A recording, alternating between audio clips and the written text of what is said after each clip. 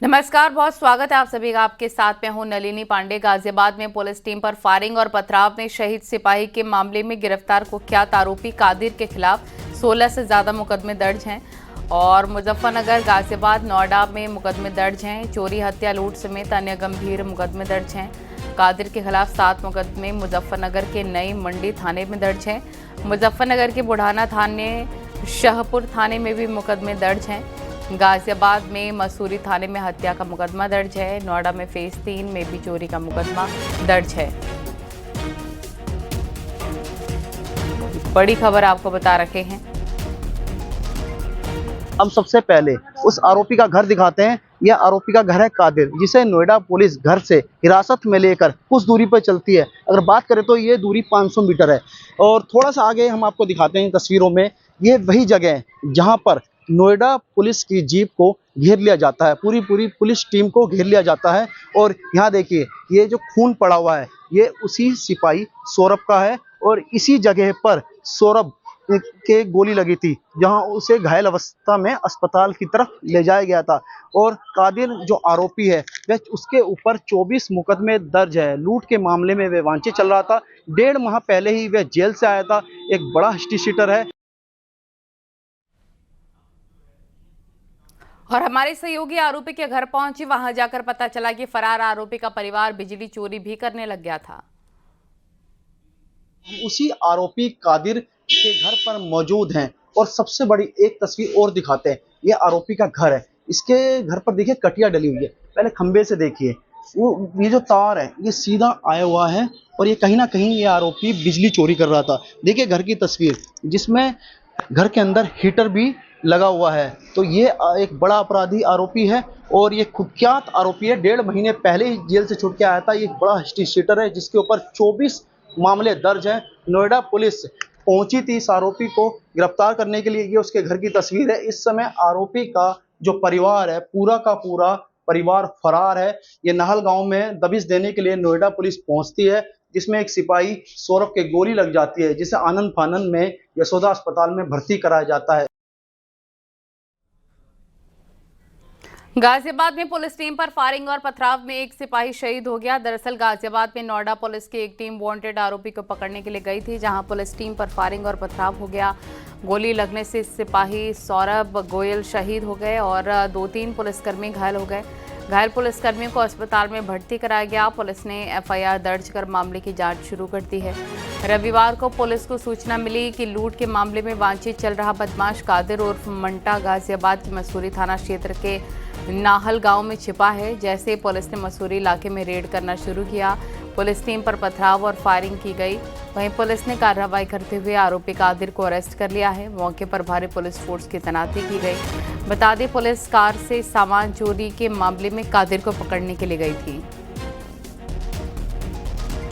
थाना फेज 3 की टीम दबिश देने पहुंची थी। इस दौरान बदमाशों ने गोलीबारी कर दी और एक सौरभ कांस्टेबल की दर्दनाक मौत हो गई। इस वक्त हम थाने फेज 3 के बाहर ही मौजूद हैं। आपको बता दें, यहाँ की प्राइवेट टीम गाजियाबाद के नाहल गांव पहुंची थी, जहां पर वांछित अपराधी कादिर को दबोचने गई थी। लेकिन इस दौरान जो आरोपी हैं उन्होंने फायरिंग कर दी, जिसमें सौरभ नाम के कांस्टेबल की दर्दनाक मौत हो गई है।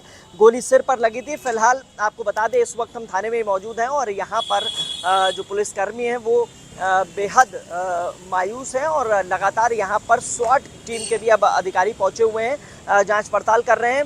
पुलिस की तरफ से दी जानकारी के मुताबिक करीब 16 मुकदमे कादिर पर दर्ज हैं, जिसमें हत्या, लूट के मुकदमे दर्ज हैं।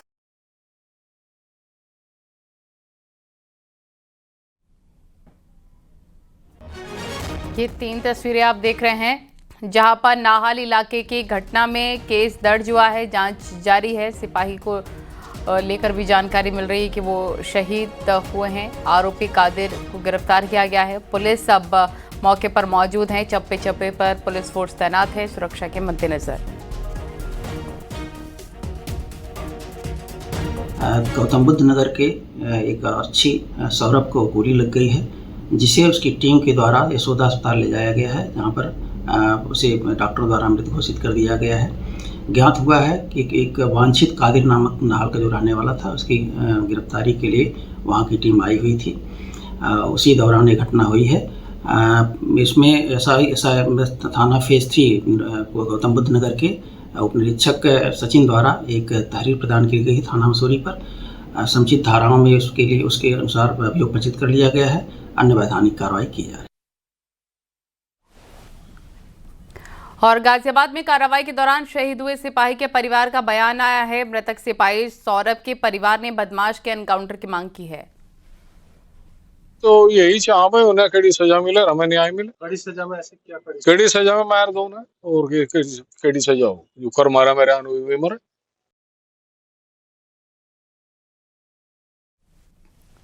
गाजियाबाद से खबर आपको बता दें, पुलिस टीम पर हमले में खुलासा हो गया है। मसूरी थाने में दर्ज पुलिस की एफआईआर में ये खुलासा हुआ है।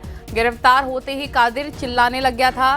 कादिर बोला पुलिस वालों को दफन कर दो। कादिर ने कहा मार कर दफन कर दो। कादिर के चिल्लाने पर भीड़ ने हमला किया। भीड़ ने पुलिस पर अंधाधुंध फायरिंग की। ये पुलिस की तरफ से बयान आया है।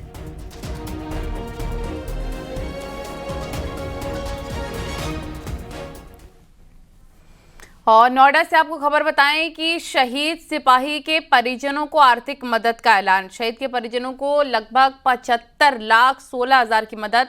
गौतम बुद्ध नगर की सीपी ने 1 लाख की मदद दी और नोएडा पुलिस के जवानों ने 1 दिन की सैलरी भी दी है। हमले में गोली लगने से सिपाही सौरभ शहीद। अपराधी के पकड़ने के लिए जब टीम गई तब उस पर हमला हुआ। नोएडा पुलिस कमिश्नरेट का ये बड़ा फैसला है। पुलिस कमिश्नर लक्ष्मी सिंह अपने वेतन से 1 लाख रुपए मृतक सिपाही के परिजनों को देंगी। जिले में तैनात सभी पुलिसकर्मी के वेतन से 1 दिन का वेतन मृतक सिपाही सौरभ के परिजनों को दिया जाएगा। गाजियाबाद में बदमाश कादिर को पकड़ने के दौरान सिपाही सौरभ को गोली लग गई थी। थाना फेज 3 में तैनात है सिपाही सौरभ।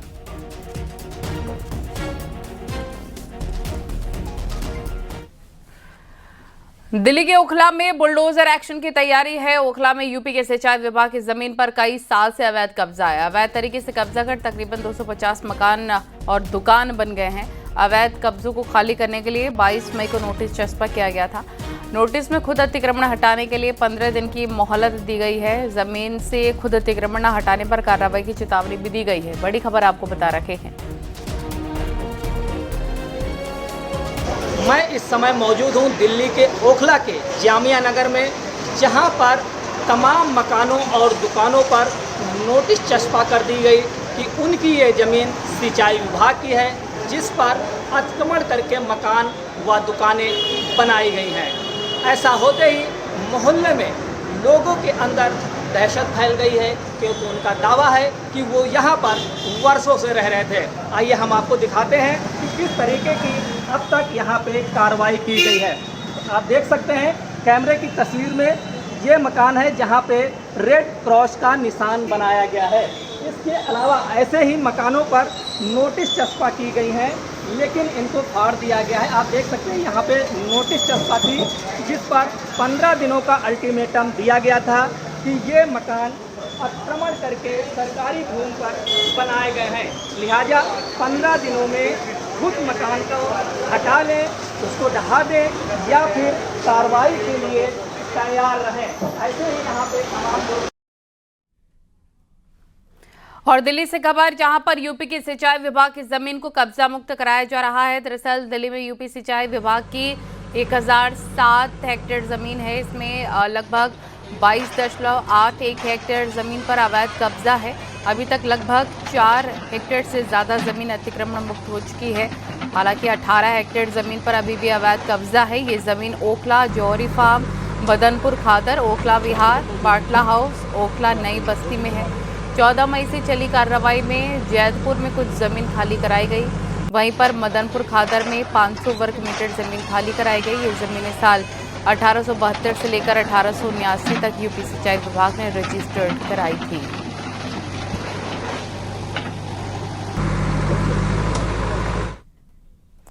आगरा में पुलिस ने एक साइबर ठग को गिरफ्तार कर लिया है। आरोप के मुताबिक ये ठग हांगकांग से बैठे साइबर अपराधियों के संपर्क में था।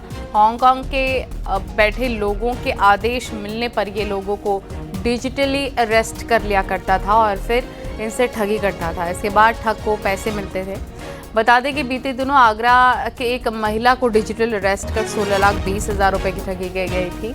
इसके बाद पीड़ित महिला ने साइबर क्राइम थाने में मुकदमा दर्ज कराया था और मुकदमे के बाद पुलिस ने जांच पड़ताल शुरू कर आरोपी को अरेस्ट किया। आरोप है कि हांगकांग के बैठे आकाओं के कहने पर वो फर्जी सीबीआई, ईडी और पुलिस का ऑफिसर बनकर लोगों को मनी लॉन्ड्रिंग, ड्रग जैसे केसेस में फंसाने का डर दिखाया करता था। प्रारंभिक पूछताछ में और जो हमें डिजिटल साक्ष्य मिले हैं उसमें कुछ आईपी एड्रेसेस और कुछ details south east Asian countries की आ रही हैं, जिससे संभवतः ऐसा प्रतीत हो रहा है कि कुछ व्यक्ति बाहर विदेशों में बैठकर भारत में भोले भाले लोगों को गुमराह कर डरा धमका कर खुद को लॉ एनफोर्समेंट एजेंसी, जजेस व अन्य पेशेवर व्यक्ति के नाम पर डिजिटल अरेस्ट कर पैसे वसूलते हैं। वे इन पैसों को अलग अलग बैंक खातों से होते हुए उनके साथ में धोखाधड़ी को कारित करते हैं। मुजफ्फरनगर में एक छात्रा के साथ गंदी बात करने के मामले ने तूल पकड़ लिया है। छात्रा ने कॉलेज की प्रोफेसर पर आरोप लगाया है। मामले को लेकर जाट महासभा ने कॉलेज पर प्रदर्शन किया है। वहीं पर पुलिस ने आरोपी प्रोफेसर को हिरासत में भी ले लिया है। देखिए।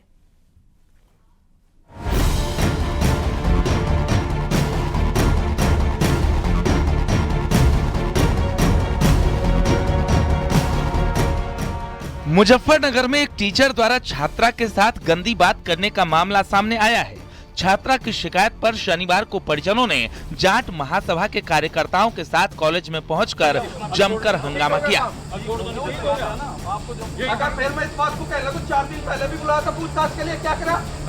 हंगामा की सूचना पर पहुंची पुलिस ने आरोपी शिक्षक को हिरासत में लेकर अपनी आगे की कार्रवाई शुरू कर दी है। जो बालिका जो आरोप लगा रही है उससे तहरीर प्राप्त कर लिया गया है। सुसंगत धारा में मुकदमा पंजीकृत किया जा रहा है। आरोपी प्रोफेसर है, उनको हिरासत में लेकर उनसे भी पूछताछ करके आगे की विधिक कार्रवाई की जा रही है। मामला सिविल लाइन थाना इलाके के चौधरी छोटू राम डिग्री कॉलेज का है, जहां पर बीएससी फाइनल की एक छात्रा ने टीचर पर छेड़छाड़, अश्लील हरकत करने जैसे गंभीर आरोप लगाए। छात्रा का कहना था कि विरोध करने पर प्रोफेसर दुष्यंत कुमार उसे फेल करने की धमकी देता था। हमारे कॉलेज में मतलब प्रोफेसर है डॉक्टर दुष्यंत कुमार, वे मुझे काफ़ी टाइम से मैसेज कॉल ये करके मतलब बोलते थे कि मतलब गंदी गंदी बातें करते थे। रात में भी मतलब 12-1 बजे मतलब मुझे वीडियो कॉल और वॉइस कॉल करते थे। अगर मैं रिसीव नहीं करती थी तो मुझे बोलते थे कि मतलब प्रैक्टिकल में नंबर कट करा देंगे या फिर बैग वगैरह लगवा देंगे। मामले को लेकर जाट महासभा के नेताओं ने विरोध प्रदर्शन किया और कहा कि अगर 2 दिन में आरोपी के खिलाफ सख्त कार्रवाई नहीं हुई तो जाट महासभा एसएसपी कार्यालय पर धरना प्रदर्शन करेगी। बाकी हमें ऐसी उम्मीद है, कानून पर भरोसा करते हैं, देश के संविधान पर भरोसा करते हैं, बेटी को इंसाफ मिलेगा। अगर इंसाफ नहीं मिलता, 2 दिन में कोई कार्रवाई नहीं होती, सोमवार में जाट महासभा आंदोलन करेगी। इसमें सोमवार से कप्तान के ऑफिस में हम धरना देंगे। मामले को लेकर कॉलेज के प्रिंसिपल का कहना है कि वो इस मामले की जांच करेंगे और उस आधार पर कार्रवाई की जाएगी। उनका कहना है कि प्रोफेसर यहां 5 साल से हैं, इससे पहले कभी शिकायत नहीं आई। उससे पूर्व में कभी छात्रा ने हमें कोई शिकायत नहीं दी। महाविद्यालय स्तर पर किसी प्रोफेसर को, प्रोक्टर बोर्ड को या प्राचार्य को या किसी भी शिक्षक को इसने कोई शिकायतें कभी नहीं करी। पहली बार छात्रा का कहना है कि उसने आपको 2 दफा नहीं, वो इसमें झूठ बोल रही है। उसने शिकायत करती तो हम तो एकदम से लेते हैं, हमारा कॉलेज का नाम है। फिलहाल कॉलेज प्रशासन टीम बनाकर इस मामले की जांच कर रहा है। वहीं पुलिस ने आरोपी को हिरासत में ले लिया है। फिलहाल जांच की जा रही है, लेकिन जाट महासभा बड़ी कार्रवाई की मांग पर अड़ा है। मुजफ्फरनगर से विनेश पवार, न्यूज़ 18।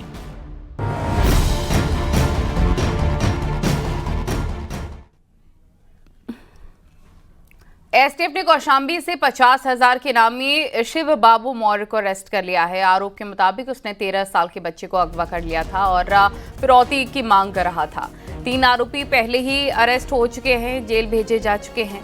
सैनी कोतवाली इलाके में ये अपहरण हुआ था। एसटीएफ ने उसे सैनी बस स्टैंड से अरेस्ट कर लिया है।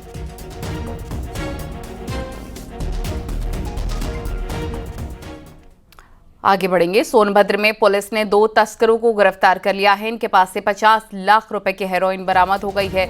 इन तस्करों के पास से 500 ग्राम हेरोइन बरामद। पूछताछ में आरोपी ने बताया, लखनऊ अकबरी गेट के पास से मोहम्मद फैज ने तस्करी के लिए हेरोइन उपलब्ध कराई थी। और ये लोग रॉबर्टगंज समेत अन्य इलाकों में तस्करी किया करते थे।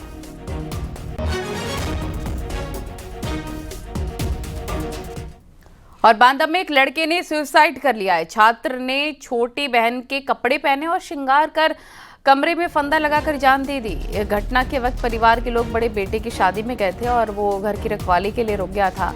2 दिन बाद जब वे लौटे तो छोटे बेटे की खुदकुशी की जानकारी मिली। पुलिस ने मौका वारदात पर जांच कर छात्र के मोबाइल को कब्जे में लिया। परिवार के लोगों का कहना है कि 12 साल पहले बड़ी बहन की जलकर मौत हो गई थी, तभी से युवक सदमे में था। वो बहन को याद कर अक्सर रोता था। सुसाइड नोट नहीं मिला है। पुलिस का कहना है कि पहली नज़र में मामला खुदकुशी का लग रहा है और आगे भी जांच की जाएगी। वह ताला तोड़कर अंदर देखा गया तो पाया गया कि एक 24 से 25 साल का लड़का जो कि स्त्री की तरह श्रृंगार किए हुए, साड़ी व मंगलसूत्र पहने हुए फांसी के फंदे से लटका हुआ है। तत्काल मौके पर फॉरेंसिक टीम को बुलाया गया। वैज्ञानिक साक्ष्य संकलन करते हुए, पंचायतनामा की कार्रवाई करते हुए डेड बॉडी को कब्जे में लेकर पोस्टमार्टम हेतु मर्चरी हाउस भेजा गया है। मौके पर शांति व्यवस्था कायम है। अग्रिम वैधानिक कार्रवाई प्रचलित है। कन्नौज से खबर, जहां पर गंगा पूजन के लिए ट्रैक्टर पर सवार होकर जा रहे लोग हादसे का शिकार हो गए हैं। ट्रैक्टर की टक्कर से ट्रैक्टर का पहिया अचानक निकल गया। सभी लोग हाईवे पर जा गिरे। दुर्घटना में एक युवक ट्रैक्टर से उछलकर सड़क पर गिर गया। ट्रक ने उसे रौंद दिया, जिससे मौके पर ही उसकी मौत हो गई, जबकि 25 लोग हाईवे पर जा गिरे। सूचना पर पहुंची पुलिस ने घायलों को हॉस्पिटल पहुंचाया है। एक की हालत गंभीर है, उसे हायर सेंटर रेफर किया गया है। बता दें कि ट्रैक्टर ट्रॉली पर सवार सभी लोग गंगा पूजन के लिए जा रहे थे। हादसा NH 34 पर हुआ। सभी लोग इंदरगढ़ थाना क्षेत्र के मजरेटा गांव के रहने वाले हैं।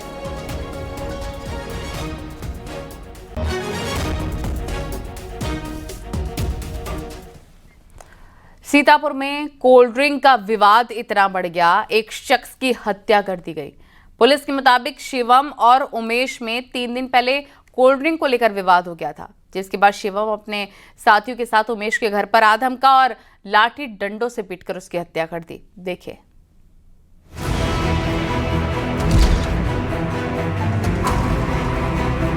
कोल्ड ड्रिंक के चक्कर में एक शख्स की हत्या कर दी गई। ये सनसनीखेज मामला सीतापुर के तालगांव थाना इलाके की है। पुलिस के मुताबिक गांव के उमेश और शिवम में कोल्ड ड्रिंक को लेकर 2-3 दिन पहले विवाद हुआ था। ग्राम बाकर नगर में एक व्यक्ति द्वारा आपसी कहासुनी में मारपीट हुई, जिसमें लाठी डंडे और राड से मारपीट हुई। उसमें एक व्यक्ति की हॉस्पिटल ले जाते समय मृत्यु हो गई है। बाकर नगर के रहने वाले उमेश की गांव के ही कुछ लोगों ने लाठी डंडों से पीटकर हत्या कर दी। परिजनों के मुताबिक उमेश अपने दरवाजे पर मौजूद था, तभी गांव के ही गोपी, शिवम, सुजीत और सोमवती गालियां देते हुए आए और उसे लाठी डंडों से मारने पीटने लगे। आरोप है कि हमलावरों ने उमेश पर भाला और बांके से भी हमला किया। बचाने के लिए गए दूसरे शख्स को भी आरोपियों ने लाठी डंडों से बुरी तरह घायल कर दिया। परिजन दोनों को अस्पताल लेकर पहुंचे, जहां उमेश की मौत हो गई। 3 दिन पूर्व गौरव और विपक्षी शिवम, जो कि दोनों दोस्त थे, इनको कोल्ड ड्रिंक पीने को लेकर के कहासुनी हुई थी। कहासुनी के उपरांत आज गौरव ट्रैक्टर से जुताई करके लौट रहा था। रास्ते में शिवम की गाली पड़ी हुई थी, उसी को हटाने के लेकर के कहासुनी हुई थी, जिसमें गौरव पक्ष से उमेश पुत्र स्वर्गीय परशुराम की लाठी डंडों से ज़्यादा चोट लग जाने की वजह से अस्पताल पहुंचते पहुंचते मृत्यु हो गई। घटना के बाद तालगांव पुलिस और लहरपुर पुलिस मामले की जांच में जुट गई है और आरोपियों की तलाश की जा रही है। सीतापुर से संदीप मिश्रा, न्यूज़ 18। और हरदोई में डंपर की टक्कर से बाइक सवार महिला की मौत हो गई। हरदोई में मायके से ससुराल जाते वक्त ये पूरा हादसा हुआ है। हादसे में उसका भाई घायल हो गया और पिता को मामूली चोटें आई। महिला गर्भवती थी, वो अपने भाई और पिता के साथ ससुराल जा रही थी। इस हादसे में उसका सिर कटकर कई फीट दूर जा गिरा। बताया जा रहा है कि डंपर का पहिया निकल गया और वो महिला के सिर को कुचल दे रहा था, जिससे उसकी मौके पर ही मौत हो गई।